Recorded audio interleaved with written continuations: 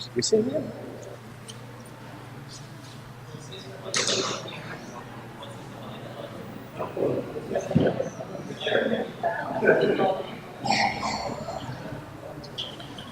Bom dia.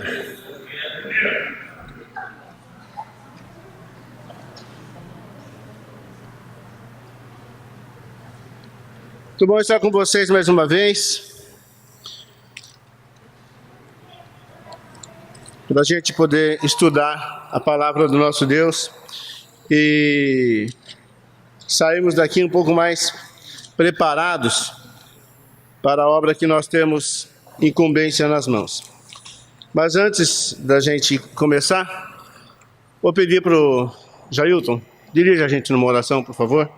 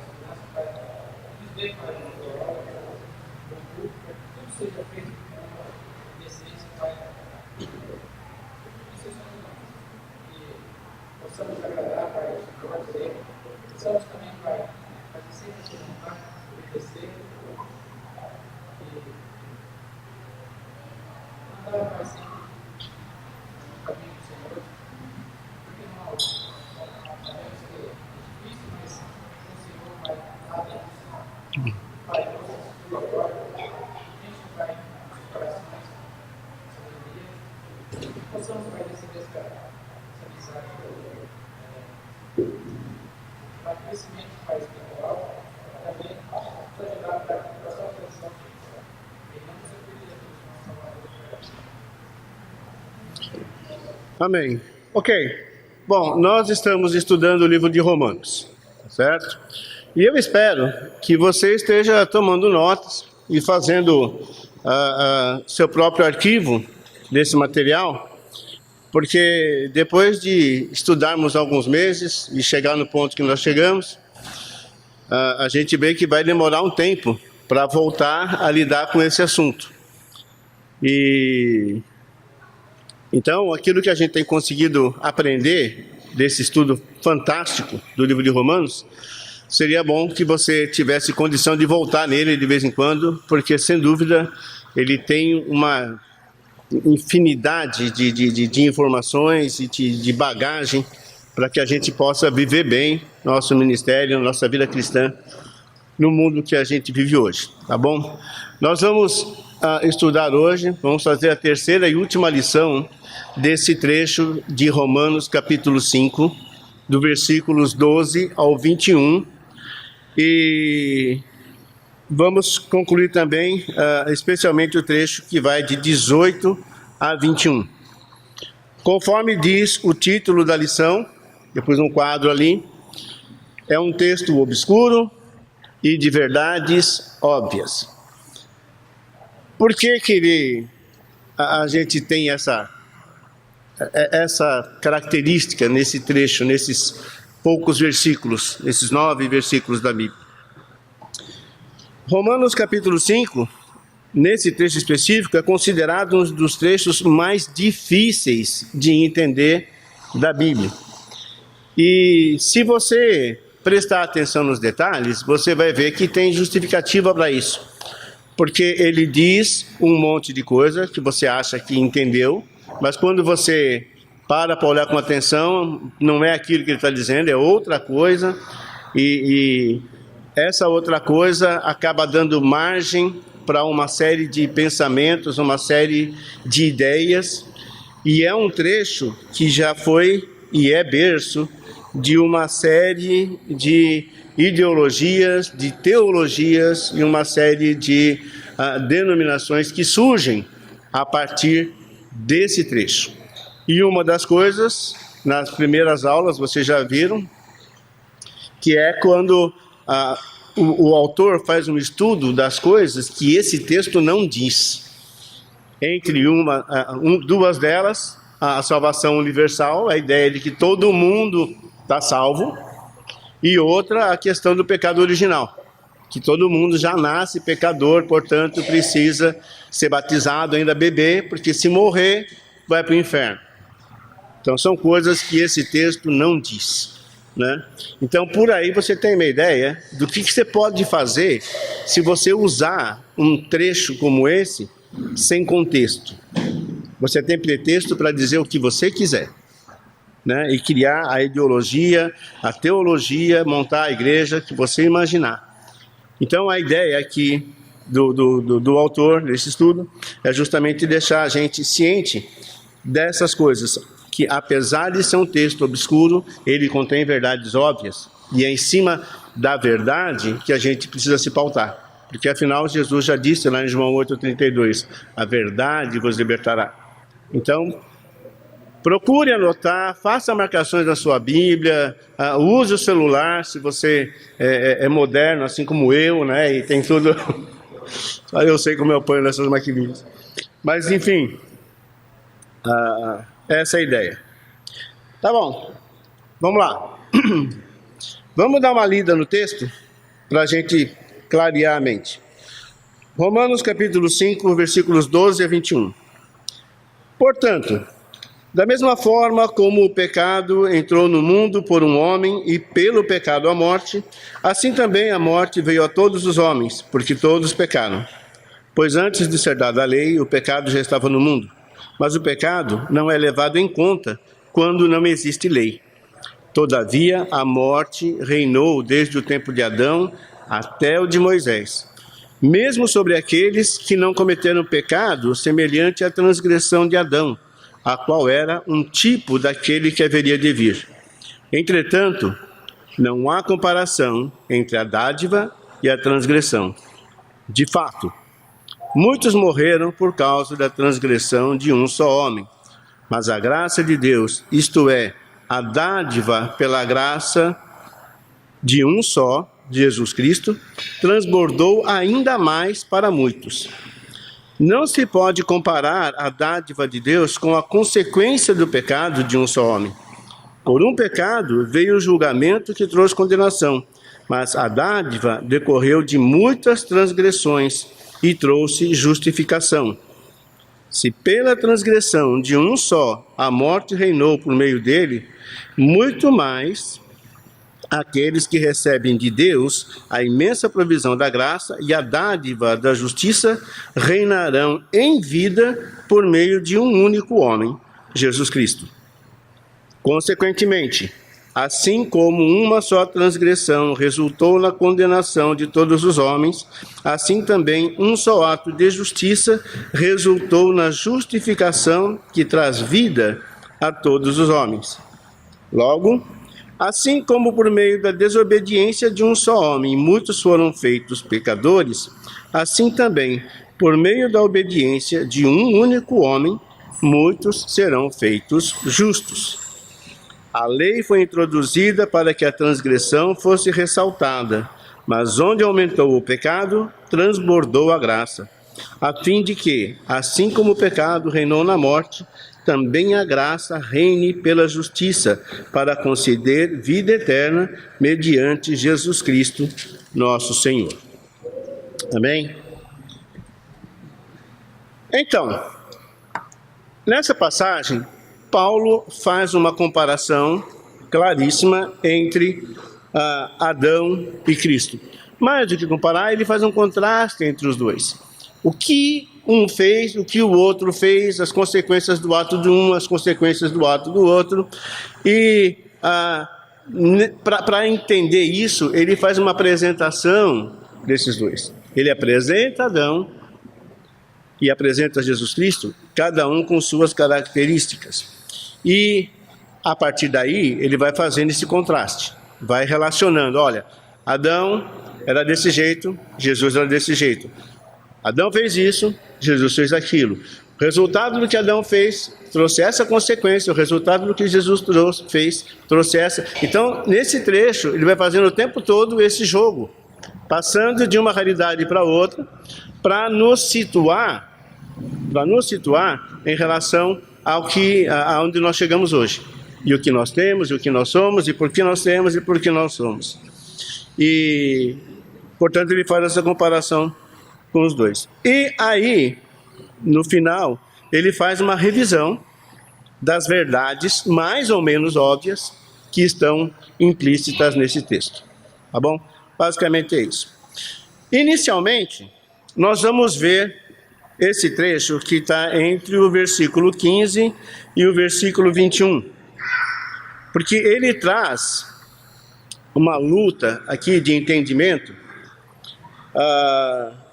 de palavras que uma hora querem dizer uma coisa, outra hora querem dizer outra coisa.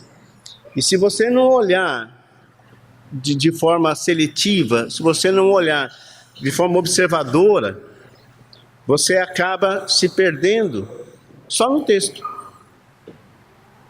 Quanto mais no que o texto está dizendo. Percebe? Porque que é um texto que fica estranho se você não se atenta aos detalhes. Vejam comigo. Começando no versículo 15. Mas não é assim o dom gratuito como a ofensa. Então, ele já começa dizendo que tem diferença. O dom gratuito não tem o mesmo peso que teve a ofensa. Por quê? E aí ele vai explicar. Se pela ofensa de um morreram muitos, ora, ele está falando da ofensa de quem? Adão. A ofensa de Adão. Certo? Ele diz, pela ofensa de um, Adão, morreram muitos. Por causa da ofensa de Adão, quantos herdaram a morte? Todos. Então, a palavra muitos aqui, na verdade, ele quer dizer todos. Ok?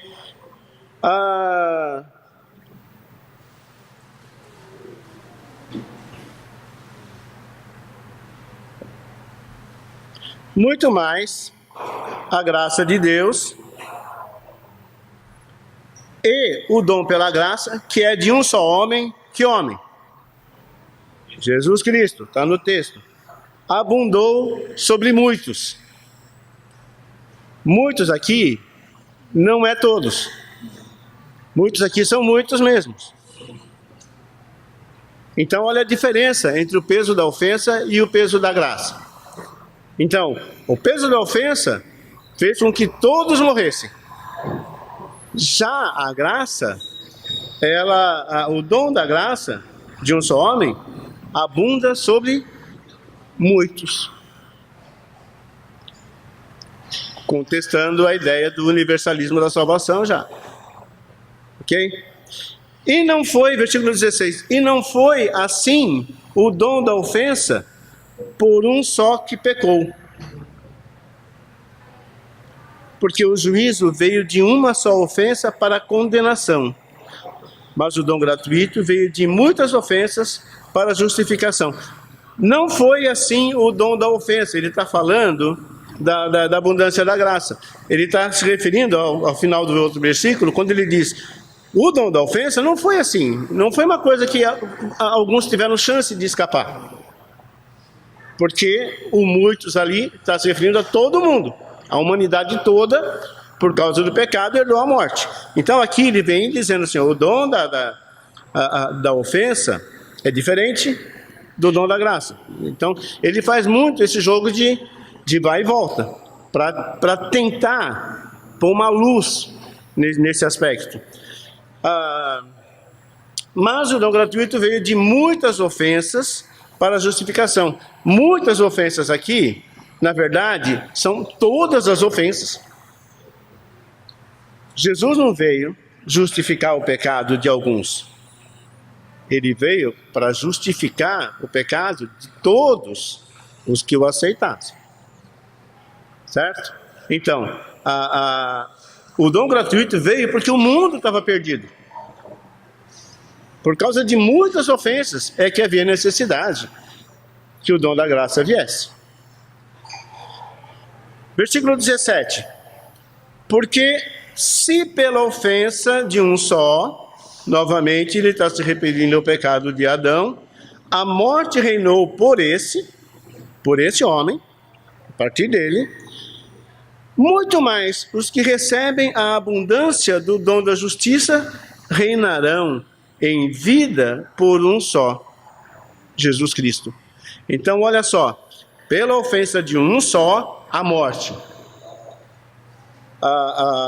Pelo dom da justiça, a vida, através de um só, Jesus. Olha, um aqui, responsável por toda a condenação, por toda a morte, pela morte de todos, e um aqui, por causa do erro de todos, vem para trazer justificação e vida para muitos,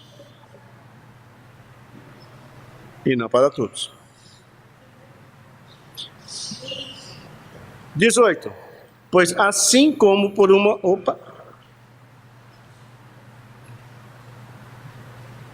Pois assim como por uma só ofensa veio o juízo sobre todos os homens para condenação, assim também por um só ato de justiça veio a graça sobre todos os homens para justificação de vida. Então, olha só, por uma ofensa veio o juízo. Por uma ofensa, a manifestação da ira de Deus. Deus se colocou contra a humanidade e nos tornamos inimigos dele, por causa de uma só ofensa. E por causa dessa ofensa, todo mundo estava condenado. Você ia falar?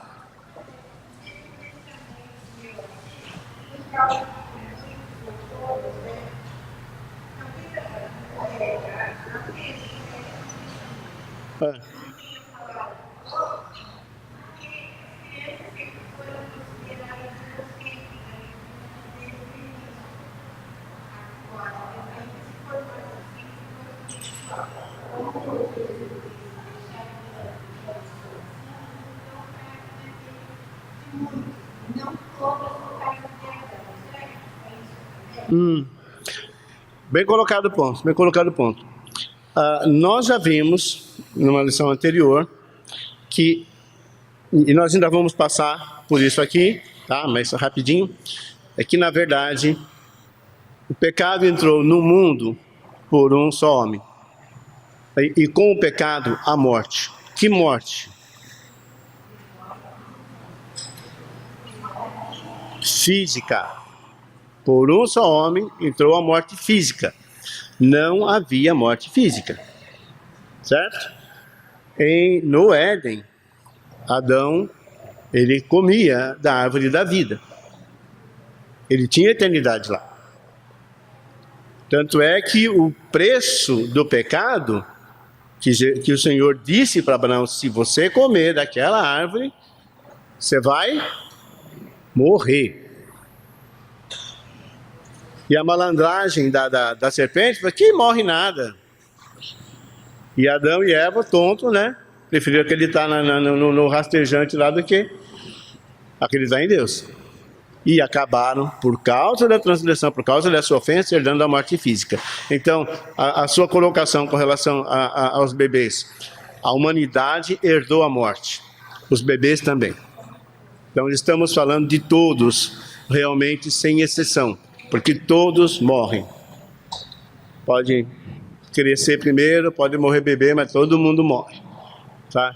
Jesus, ao contrário, ele vem para ser pai de uma outra geração, de um outro tipo de vida, que é a vida espiritual. E nesse sentido, sim, mesmo no mundo de morte física, bebês, crianças inocentes, elas não morrem. Ou melhor, elas não têm a morte espiritual, elas têm passagem livre para o céu. Jesus disse isso claramente lá em Mateus 2 ou 3 vezes, em outros lugares também. Olha, o reino dos céus pertence às crianças, né? Se você quer ser salvo, seja como uma delas. Então, explicou? Deu para clarear? Então, voltando lá. Versículo 19. Porque como pela desobediência de um só homem. Então, ele vai enfocando aqui um outro tema, que é a questão da obediência, nós vamos tratar mais para frente. De um só homem, Adão, muitos foram feitos pecadores. Muitos aqui quer dizer o quê? Todos. O mundo se tornou pecador por causa da ofensa de Adão. Assim, pela obediência de um só, muitos, e aqui muitos, é muitos mesmo, não são todos, serão feitos justos. Percebe a dificuldade aqui de lidar com essa ideia de quando é todos, quando é muitos, quando é muitos, quando é todos, dá tão, né? A verdade é que a gente precisa ter claro essa distinção, que é para a gente não incorrer no erro de achar que o sacrifício de Jesus não teve sentido. Porque se veio para salvar todo mundo, para que precisava morrer? O Senhor decidia lá um outro jeito, estalava os dedos e perdoava a humanidade dos pecados de Adão, e está tudo certo. Né? Faz de conta que não aconteceu nada. Né? É como você orientar seu filho ou filha não fazer determinada coisa, com o risco de uma punição. Seu filho vai, faz o que não devia fazer, e você passa a mão na cabeça dele e está tudo certo, vamos embora, né? Não tem problema. O resultado é que mais tarde você vai ter um marginalzinho na sua mão, né? Porque na hora de corrigir, você não corrigiu. E Deus, na sua justiça, foi muito claro. Olha, estou te dando de tudo. A única coisa que você não vai fazer é isso. E o tontinho do Adão vai lá e faz exatamente o que Deus disse para não fazer. O resultado é que ele herdou a morte, foi expulso do paraíso, perdeu as regalias, amaldiçoou a terra, e agora, para que aqueles que não... aqueles que reconhecem Deus tenham uma oportunidade, Deus, através de Jesus, cria essa condição para que muitos desses tantos que estão perdidos eternamente possam se salvar. Deu para pegar? Eu sei que fala.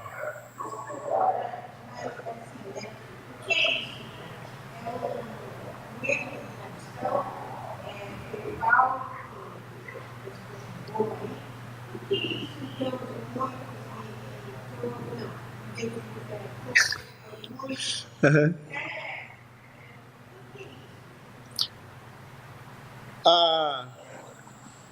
Bom, fala.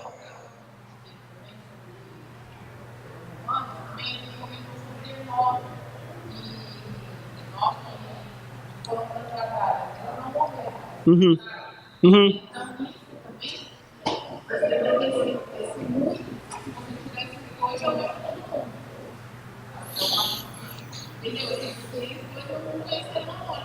Uhum.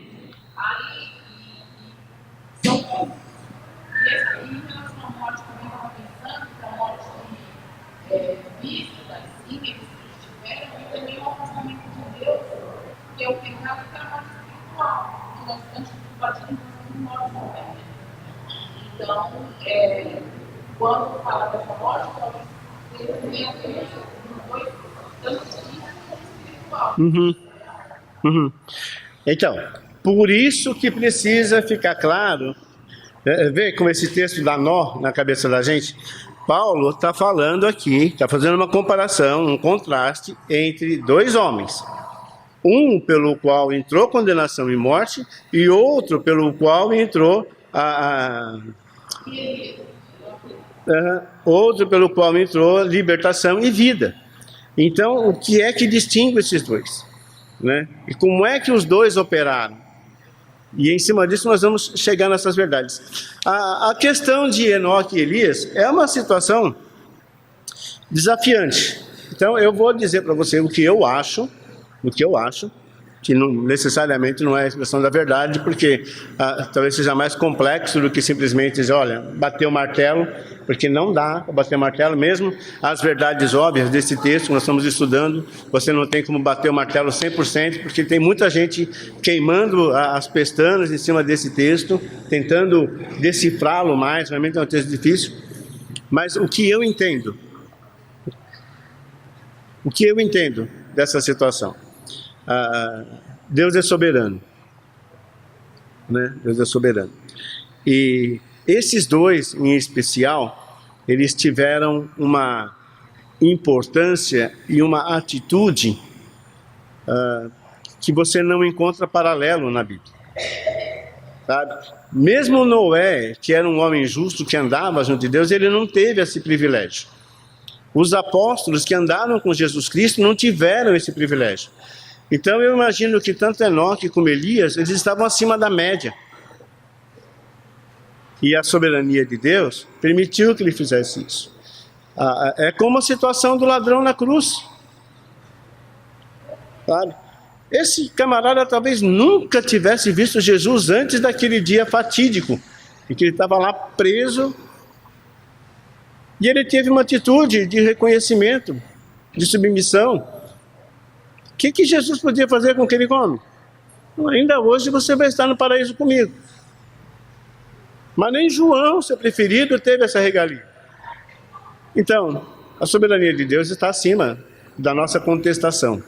E é uma daquelas coisas que eu imagino que se aplica lá em Deuteronômio 29. As coisas ocultas só pertencem a Deus. Por que ele fez assim? Porque ele quis. Porque ele quis. Mas em termos de humanidade, ela está condenada por causa do pecado de Adão. E uma coisa que já foi dito, que o Lucas comentou na aula dele aqui: se Adão não tivesse pisado na bola, se os filhos dele tivessem pisado na bola, se o Davi não tivesse pisado na bola, eu pisaria na bola. Alguém ia acabar, sabe, fazendo a meleca.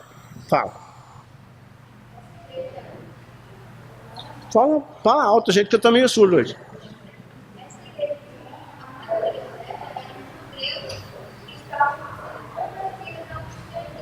Sim.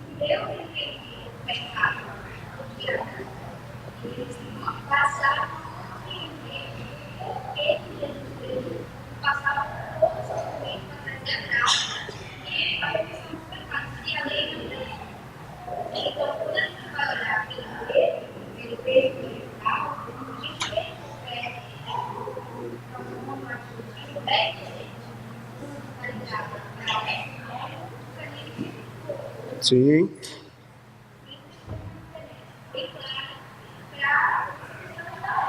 Sim, sim, é verdade. Nós fizemos um estudo recentemente lá no Ipiranga, tratando de como Deus é.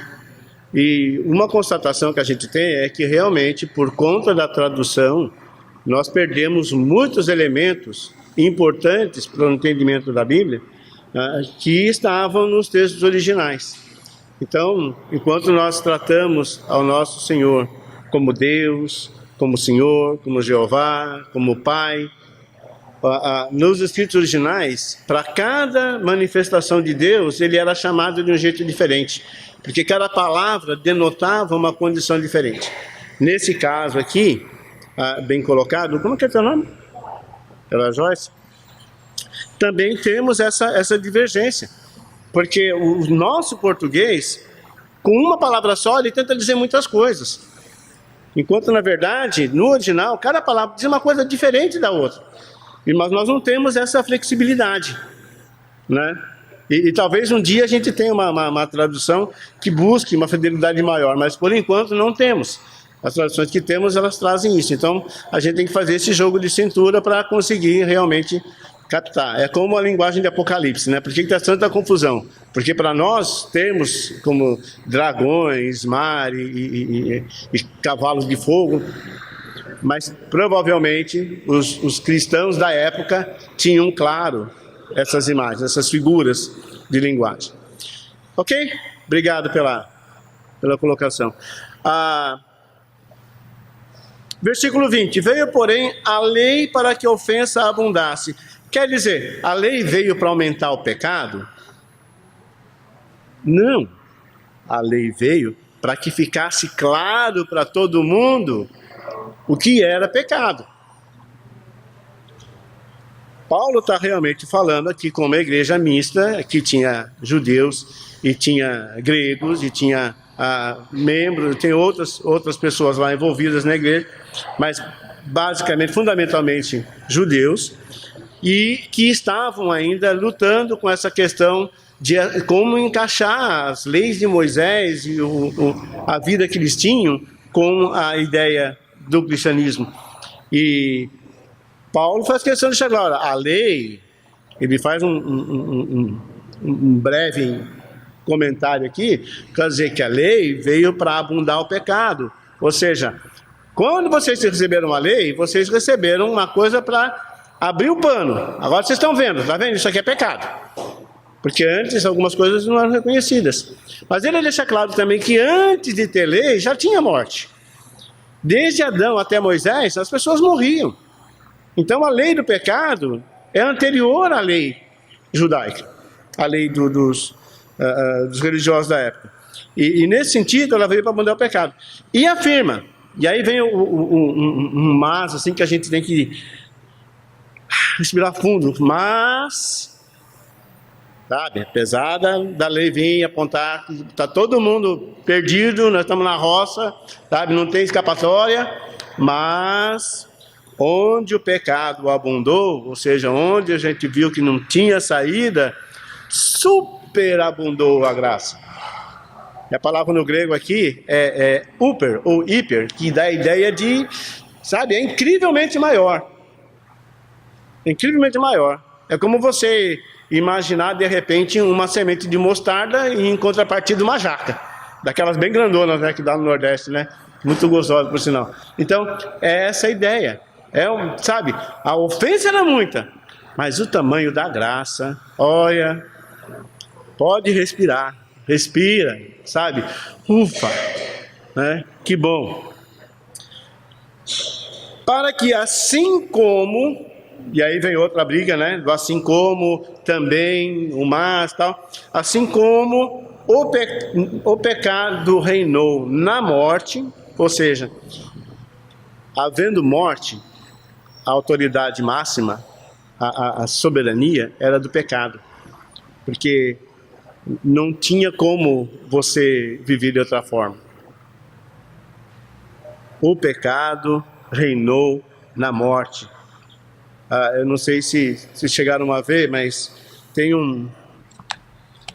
deixa eu ver se, não sei se dá para ver daí, mas olha, tem um desenho aqui onde a morte está no trono, né? E ela simplesmente condena os seus súditos à morte. Morra. Não tinha outra opção, né? E quando abundou a graça, olha o que acontece. O crente ou o fiel, aquele que crê em Jesus, ele passa a reinar por Cristo, que dá a vida, e quem é condenado é a morte. Tá vendo? Então, há essa diferença. Há esse mas trata disso. Então, de um lado, a morte condenava todo mundo através do pecado. Quando Jesus vem, ele nos coloca numa condição de reino, de autoridade, e agora quem morre é a morte. A morte já não tem mais autoridade sobre a gente. Tá.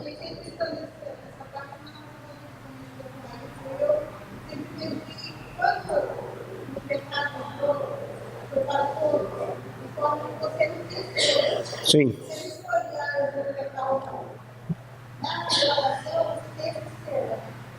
Nós vamos tratar disso.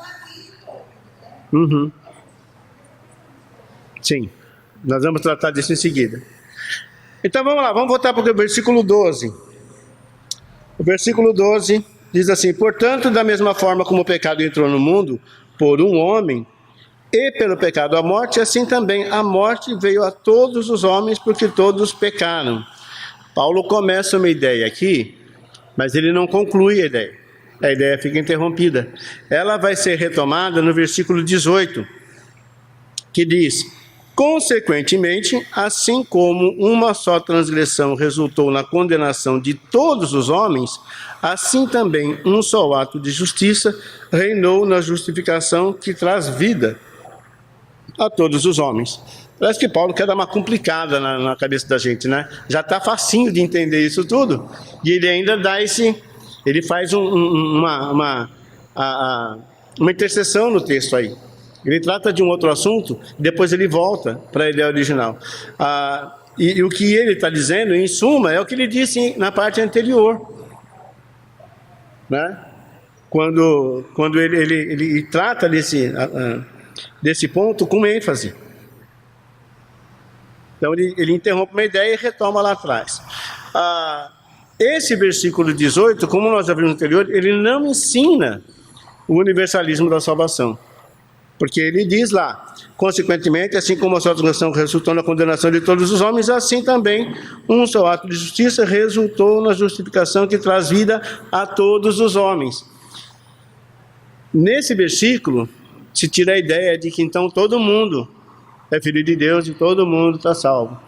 Não é isso. Esse texto não diz isso. A ideia de trazer a salvação a todos os homens é de abrir uma porta. Passa por ela quem quer, só que a oportunidade é para todos. Então, a graça veio para quem? Veio para todo mundo. Mas todo mundo vai herdar os benefícios da graça? Não. Vê como é fácil usar um trecho, um texto, e fazer ele de pretexto para dizer outra coisa. Se você não presta atenção no conjunto da obra, no contexto da passagem.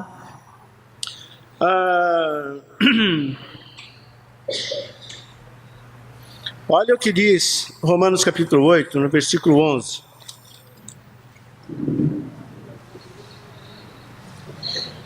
E se o Espírito daquele que ressuscitou Jesus dentre os mortos habita em vocês, aquele que ressuscitou a Cristo dentre os mortos também dará vida a seus corpos mortais, por meio de seu Espírito que habita em vocês. Então, a morte de Jesus reverteu esse quadro, que é o que a Silvana comentou agora há pouco, né? A questão da escolha, a questão da opção que você tem.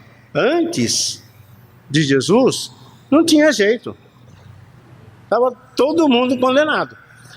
Agora, por causa do Espírito de Deus que habita em nós, por causa de Jesus Cristo, então nós estamos bem na fita de novo. Quer dizer, nós temos a oportunidade de salvação, que antes era negada, que antes nós não tínhamos. Ok? Nós poderemos resumir essa ideia numa frase que eu copiei aqui da apostila. Pois assim como por uma só ofensa veio o juízo sobre todos os homens,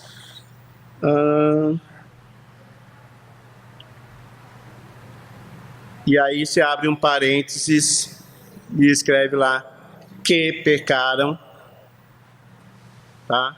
Todos os homens que pecaram, e na verdade todos pecaram,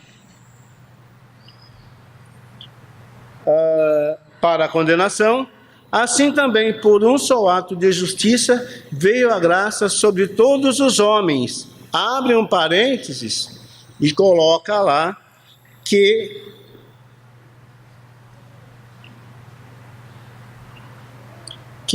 creem. Ok? Para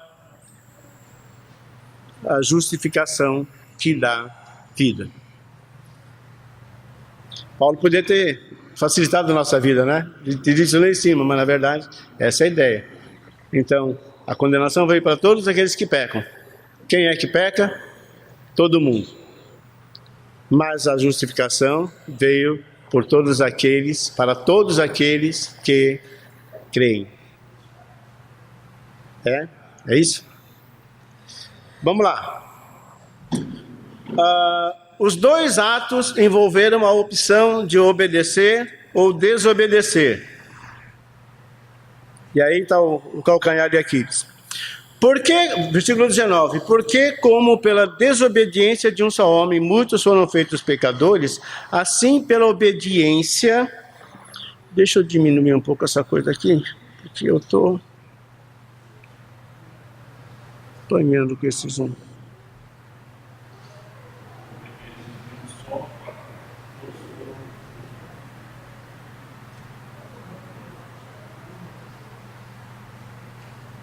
Aí, agora sim.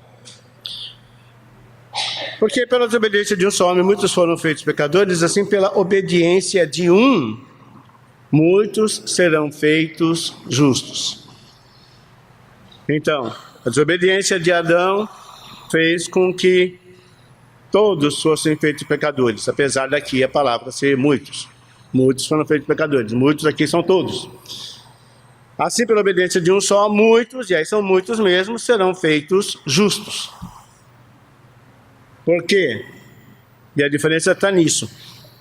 Tanto Adão como Jesus tiveram a opção de obedecer ou não obedecer. Essa é a relação que há entre o Éden e o Getsemane. No Éden, Adão optou em desobedecer a Deus. No Getsemane, Jesus disse: assim seja feita a sua vontade. E a vontade de Deus foi feita. Ok? Então, tanto um como o outro tiveram essa opção. Olhem comigo Hebreus capítulo 5, versículos 8 e 9. Alguém achou? Lê pra gente. Bem alto.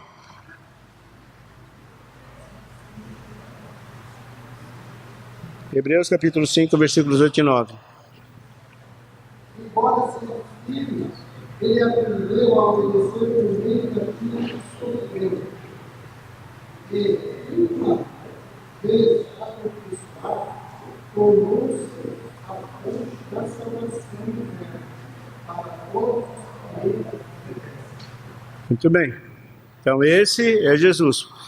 Apesar de ser filho de Deus, ele se fez servo e obedeceu a Deus. E por causa da obediência dele, então todos nós temos a oportunidade de salvação hoje. Filipenses capítulo 2, versículo 8.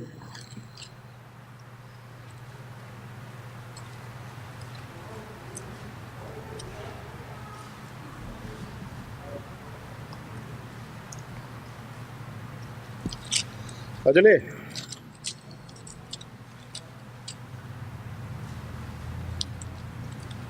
Thalita, show? Ele foi humilde e obedeceu a Deus até a morte. Ok? Obediência. E nós vamos ver mais tarde que isso não é uma condição apenas para Adão e para Jesus Cristo, mas para nós também. No versículo 20, ele vem com essa interrupção, que diz: mas a lei não ajudou. Veio, porém, a lei para que a ofensa abundasse, mas onde o pecado abundou, superabundou a graça. Ele faz essa colocação justamente por causa de um possível questionamento que haveria dos judeus com relação às obras e com relação à sua própria experiência de lei. Então ele deixa claro, não se fia na lei não, tá? Porque a lei só veio para mostrar o pecado.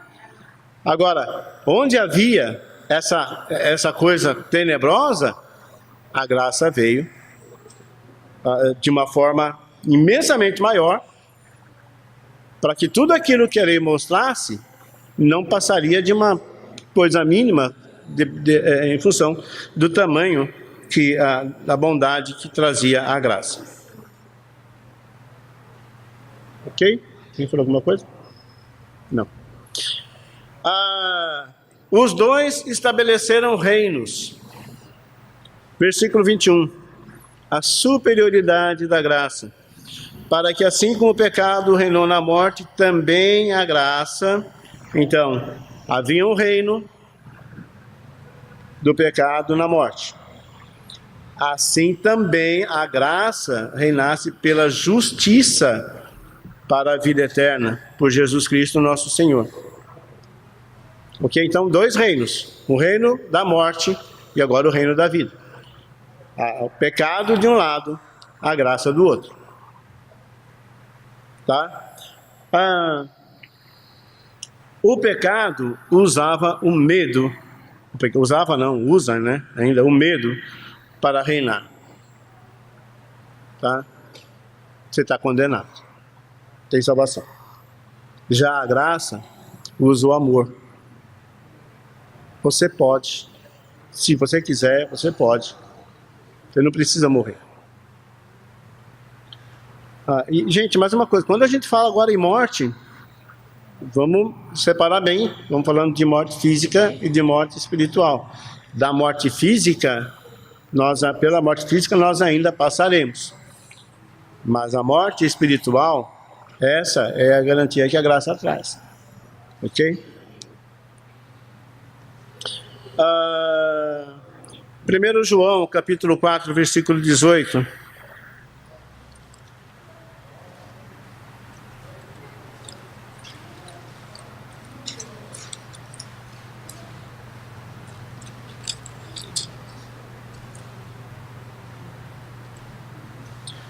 No amor não há medo, ao contrário, o perfeito amor expulsa o medo, porque o medo supõe castigo. Aquele que tem medo não está aperfeiçoado no amor. Então, no amor, a graça se manifesta por esse amor, no qual nós somos aperfeiçoados. Ok, para encerrar, e meu tempo já está quase estourando, vamos tratar dessas verdades óbvias que a gente tem no texto, e que elas não são assim tão óbvias, mas a gente pode destacá-las como verdades dentro desse texto. A primeira é que é importante. É importante. Foi importante na definição de vida e morte. De um lado, pecou, do outro lado, resgatou. De uma ofensa, uma graça. Agora, nossa participação nessa graça, qual é a importância que tem um só? Tem toda a importância. Tem toda a importância. Primeiro, porque você é importante para Deus. E Ele quer cada um de nós. Tá? Como na história, como na parábola, como na explicação de Jesus a respeito do pastor, quando ele diz que se uma ovelha se perde, ele larga 99 lá e vai atrás até achar essa, porque é importante, cada um de nós é importante no plano de Deus. Então, não pense que porque você é um só, você não pode fazer nada, você não vai fazer a diferença. Às vezes, você está nessa vida para salvar uma única pessoa. Então você faz parte de um projeto que Deus tem, que conta com você. Então você é importante. Um pensamento diz: sou só mas sou não posso fazer tudo, mas posso fazer alguma coisa. E o que posso fazer, com a ajuda de Deus, eu farei. Ok? Outra verdade óbvia: o pecado é terrível. As pessoas brincam com o pecado, não levam a sério, acham que, não, isso não quer dizer nada, é uma coisinha pequena. Gente, o pecado mata. O pecado mata. Se você quer ter uma noção de perigo do pecado, imagine um vírus. Quantos vírus mortais nós temos presos em laboratórios aí, que se um só escapar de lá, causa uma tragédia de proporções enormes. Assim é o pecado. Não vacile, não dê oportunidade ao pecado. Por menorzinho que ele pareça, por mais insignificante que ele pareça, o pecado é terrível.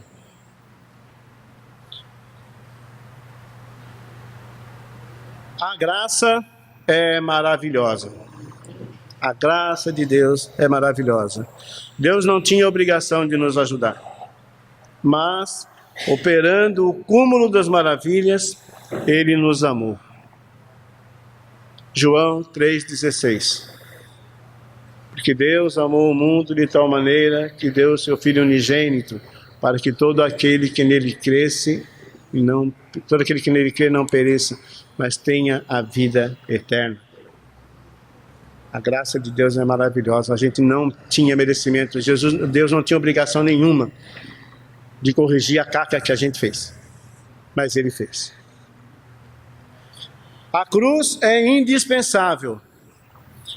Se Jesus não tivesse sido obediente e optado em fazer a vontade de Deus, onde é que nós estaríamos? Qual seria a nossa sina, senão a mesma que havia enquanto a morte reinava, enquanto o pecado dava as cartas?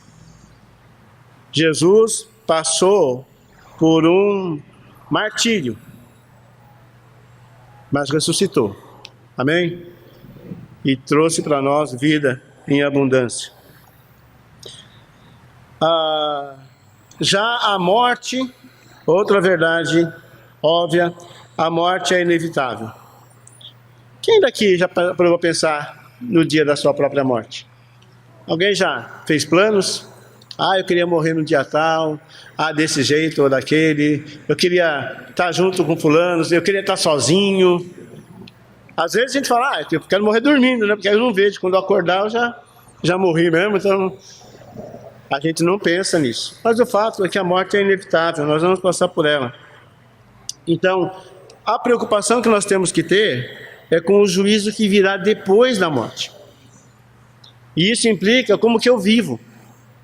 Então, nós precisamos estar preparados para a vida, mas também precisamos estar preparados para a morte. Tomara que no dia que eu estiver lá, que nem cerveja gelada em cima da mesa, alguém possa dizer, olha, ele tem uma expressão serena, ele estava preparado para esse dia, porque a morte é certa. Se a morte é inevitável, a ressurreição é certa. Amém? Você não está morto eternamente. Se você está dentre aqueles muitos que creem e vivem hoje planejando a sua eternidade, você tem certeza da sua ressurreição. Não ficará morto para sempre. A prova que você tem disso, Jesus ressuscitou. E a palavra nos ensina que se morremos com Ele no batismo, também seremos ressurretos com Ele para a vida eterna, como Ele foi ressurreto. Então, a ressurreição é certa. Portanto, uma decisão se faz necessária. Você pode optar por permanecer no pecado e sofrer todas as consequências esmagadoras que o pecado traz, ou pode decidir crer em Jesus e coroá-lo rei da sua vida. E olha as implicações que tem nisso. A primeira é você optar por obedecer. Segundo, é viver essa obediência de acordo com a vontade dele. Que é para você não fazer papel de domingueiro, né? Para você não ser um frequentador de culto. Para você ter uma vida verdadeira diante dele. E tem que ter a certeza de que essa decisão tem que ser tomada. Se ainda não foi, que seja hoje. Porque quando você fica, como que é a palavra? Postergando. Bonito, né? Quando você fica adiando essa decisão, na verdade você já tomou uma decisão. Você está recusando Cristo. Então, se a tua decisão é gozar dessa graça, a decisão tem que ser tomada hoje. E você tem que admitir que já tem uma decisão quando não decide a favor dele. Você está decidindo contra ele. Bom, concluindo.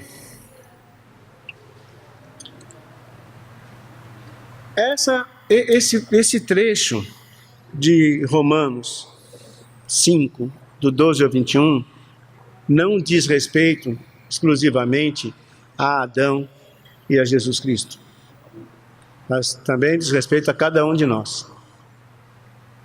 Porque nós estamos sujeitos à mesma condenação que Adão.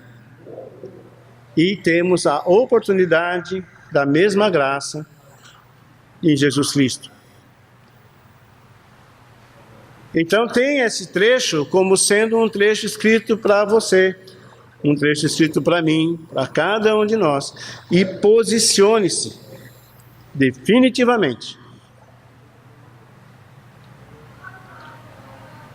Porque as verdades estão aí. E você precisa encará-las como verdades. Que Deus nos abençoe. Que possamos ser realmente fiéis a Deus e tomar a decisão certa e escapar de vez desse domínio da morte. Ok? Muito obrigado pela atenção. Desculpem a demora. A gente vai encerrar agora para participar do nosso culto. Tá bom? Deus abençoe a todos.